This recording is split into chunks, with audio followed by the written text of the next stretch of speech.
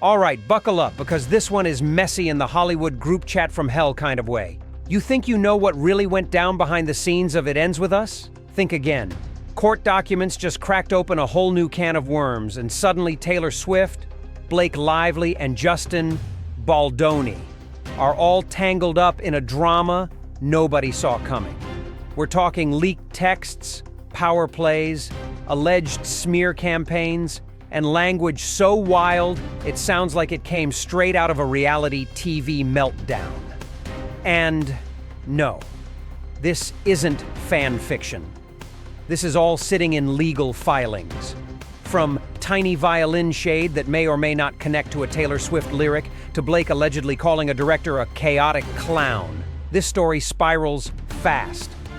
What started as a movie adaptation has now turned into a full-blown Hollywood chess match, where friendships, influence, and reputation are the real currency. And the craziest part? Some insiders say the public backlash didn't even need a push. It was already exploding online. So how did this project go from romance drama to courtroom chaos?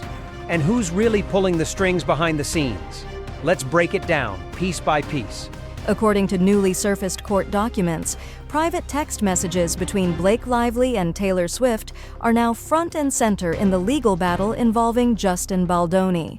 In one exchange, Taylor allegedly mocked Baldoni by referencing a tiny violin. Oh, bring a tiny violin to a night fight. Baby, that all ends tonight. A phrase fans instantly linked to her own song lyrics, fueling speculation that her music may be indirectly tied to real-life shade. Taylor also reportedly criticized Baldoni's decision to use her song My Tears Ricochet in the movie's trailer, suggesting it handed Blake unnecessary leverage. Blake apparently agreed, calling the move flat-out stupid. Things escalated further when Blake asked Taylor to publicly endorse her revised version of the script, without even reading it, and Taylor allegedly replied, "I'll do anything for you." That single line alone sent the internet into overdrive. Meanwhile, Blake was allegedly venting about Baldoni to other Hollywood heavyweights, even labeling him a chaotic clown in messages to Ben Affleck. After a tense meeting at Blake and Ryan Reynolds' New York apartment, now referred to as an ambush in filings, Blake praised Taylor for being epically heroic, saying Baldoni fell for everything while still trying to resist. On the other side, Baldoni had previously described Taylor and Ryan as Blake's dragons, implying they acted as enforcers behind the scenes. Now, Baldoni has fired back with a massive $400 million defamation countersuit. The fallout didn't stop there. Court records claim a Sony executive allegedly referred to Blake as a terrorist after she threatened to quit the film unless her 17 demands were met.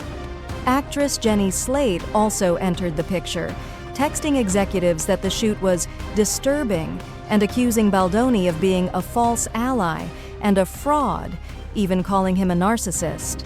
As the case heads toward a January 22nd hearing, Blake Lively is suing Baldoni and Wayfarer Studios for alleged sexual harassment and retaliation. Still, insiders claim much of the supposed smear campaign may have been pointless, because online hate against Blake was already snowballing on its own. One film, one set, and now a legal war that could permanently reshape careers.